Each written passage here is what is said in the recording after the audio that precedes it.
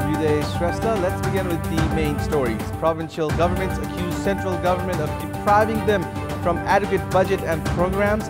In a show of blame game, the center questions the capabilities of provincial governments.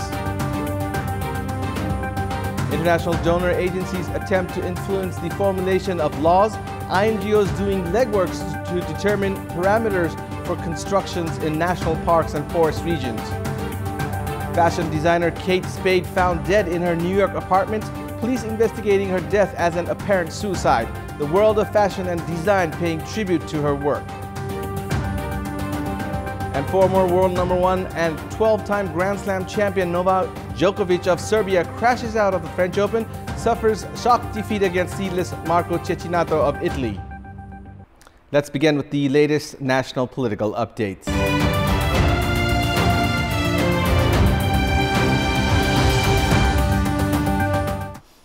The provincial government's discontent for various reasons since its formation have been further agitated after the budget announcement. Despite the introduction of federalism, they have accused the central government of again centralizing their budget and having allocated large-scale projects in a biased manner. The series of accusations seen exchanged between the provincial and central governments have only been keeping both from doing their works. The provincial governments had demanded a budget and programs that best suited each of their provinces. Meanwhile, the central government had committed to addressing the requests of the provinces. The provincial governments have, however, felt that their budget has not met their expectations and requirements and have questioned how the central government intends to implement the budget plans. The provincial governments had been repeatedly expressing difficulty in managing staff, physical infrastructure, and in operating the overall province due to inadequate budget. To add to their existing grievances, the budget seems to have been far less than required for the provinces. The central government, on the other hand, has questioned the provincial government's ability itself. While it is not unnatural for debates to occur between the provincial and central governments, the uproar seen at the provincial level regarding the lack of laws, infrastructure, budget and development programs has only weakened the practice of federalism. A few of the international non-governmental organizations, INGOs, and donor agencies have been trying to set construction parameters since the announcement of the budget last week that has prioritized the construction of railways, highways, and other infrastructures.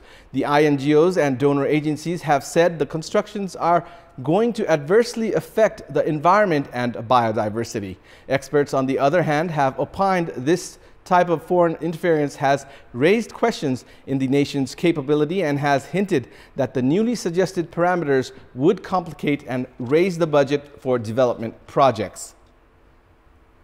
Foreign aid agencies have been coordinating meetings to discuss the parameters for the construction of infrastructures in national parks and forest areas.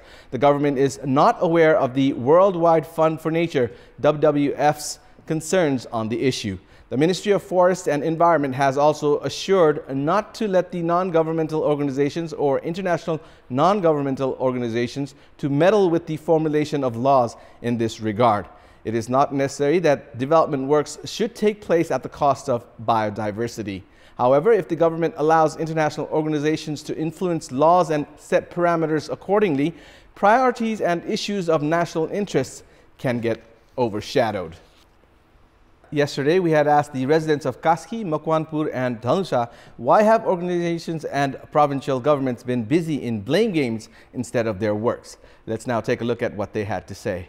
Public voice. स्थिति बसाल्ने बेलामा केही न केही समस्याहरु त स्वाभाविक रूपमा आउँछन् त्यसलाई बहस र छलफलको माध्यमबाट नै व्यवस्थापन गर्ने समाधान गरेर अगाडि बढ्ने हो जनतासँग विकासका कामहरुलाई लैजान सकिन्छ कार्यान्वयनमा जान सकिन्छ भन्ने विश्वासका साथ काम गर्न सकियो भने त्यो वातावरण बनाउन सकियो भने संघीयताको थप औचित्य पुष्टि हुन्छ आरोप प्रत्यारोप गर्यो भने त के विकास हुन्छ विकासै हुँदैन जनतालाई शास्ति हुन्छ पार्टीको भागभण्डा नमिलेको कारणले पनि हुन सक्छ कानुन बनाउने कामहरुमा ध्यान दिनु पर्यो कुरामा भन्दा बढी डेभलपमेन्टको हिसाबले इकोनोमिकली हिसाबले चाहिँ सेन्ट्रल गभर्नमेन्टले न्याय गरेन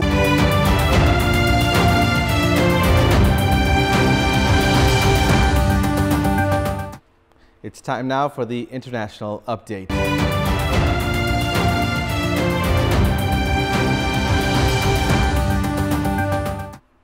Fashion designer Kate Spade has been found dead in her New York apartment. Police are investigating her death as an apparent suicide. The world of fashion and design has been paying tribute to her work. Spade, who once edited fashion magazine Mademoiselle, was well known as a designer of clothes, shoes, and jewelry, but was best known for her accessory line. She co-founded Kate Spade's Handbags in 1993 with husband Andy Spade. The designer was found by her housekeeper, who had arrived at the Park Avenue apartment in Manhattan to find her unresponsive. The New York Police Department confirmed the 55-year-old's death under her birth name, Catherine Noel Brosnahan. Police said she left behind a note. They declined to discuss its contents. Kate Spade Handbags, whose stated aim was to design the perfect handbag, opened its first store in New York in 1996 and now has more than 300 branches worldwide. It is recognizable for its distinctive logo, which features the Spades playing card symbol in reference to the designer's surname. Welcome back. It's now time for our segment Public Pulse, where you text us with your opinion. Public Pulse. And here's the question. What should be done to minimize the influence of donor agencies in lawmaking? Your options are A, determine priority on foreign assistance, B, increase national capacity. The voting is on. Type NEWS, select your option A or B, and send it to 8080 to share your opinion with us. It's now time for sports news. Sports news.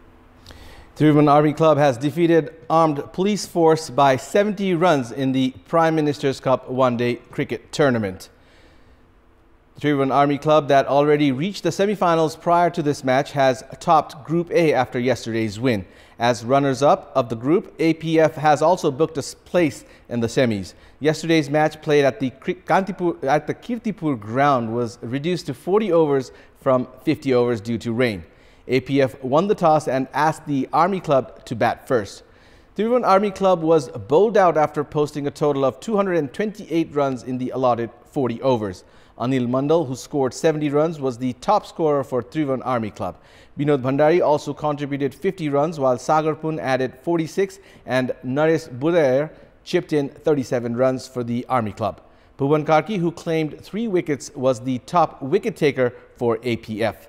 Chasing a target of 229 runs for victory, APF was bowled out in 32.5 overs, scoring 158 runs. Amar Singh Rawate top scored for APF with 29 runs, while Rohit Paudel scored 28, Bhuvan Karki contributed 26, and Anil Shah chipped in 25 runs in APF's losing effort.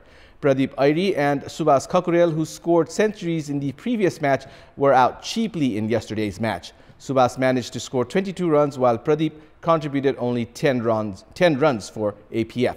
Sompal Kami, who claimed 3 wickets, was the pick of the bowlers for Tribhuvan Army Club. In another match played yesterday at the Mulpani Cricket Ground, Nepal Police Club defeated Province 3 by 6 wickets to keep its hopes alive of reaching the semi-finals. In the rain-affected match that was reduced to 20 overs, Province 3 won the toss and elected to bat first. Province 3 put up a total of 137 runs for the loss of 9 wickets in the allotted 20 overs. Sonu Tamang was the top scorer for Province 3 with 48 runs, while Adil Khan contributed 45 runs. Ram Naresh Giri of Nepal Police Club grabbed 3 wickets, while Naresh Bhandari claimed 2. Chasing a target of 138 runs for victory, Nepal Police Club reached the target with just 1 ball to spare, losing 4 wickets. Arif Sheikh was the top scorer for Nepal Police Club with 66 runs, while Sunil Dhamala scored an unbeaten 50 in Nepal Police Club's win. In Group B, Nepal Police Club, Province 5 and Province 7 all have 5 points each.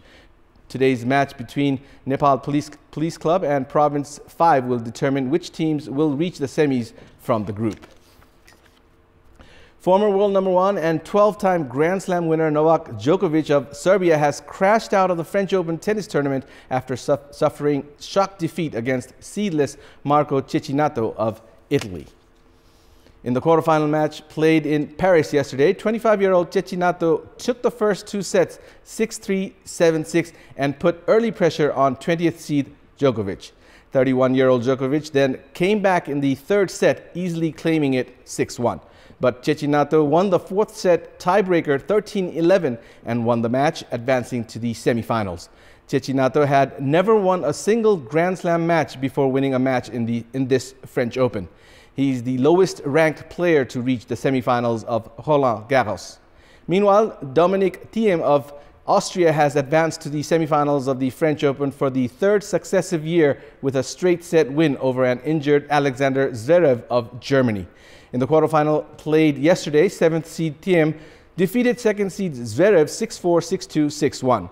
21-year-old Zverev struggled with a hamstring injury from midway through the second set, needing treatment and heavy strapping before continuing.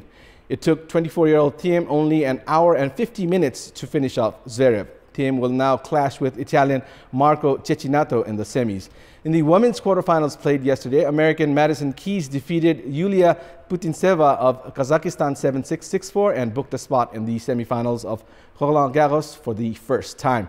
American Sloane Stevens also stormed into the semifinals of the French Open after a straight set win over Daria Kasatkina of Russia.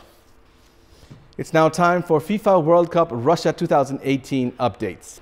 Russia has played a 1-1 draw in an international friendly against Turkey ahead of the FIFA World Cup. Hosts of the World Cup 2018, Russia, have failed to secure a win in their previous 7 matches.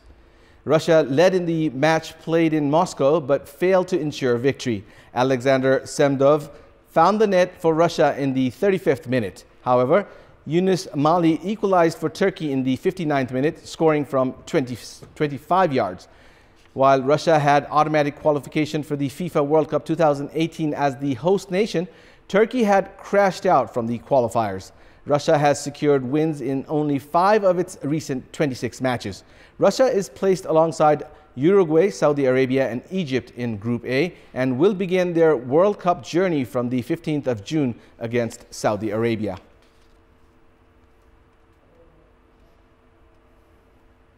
And that's all for the moment. Our next English bulletin will air at 11 this morning. Keep watching Kantipur Television HD for more news and entertainment. Have a good morning.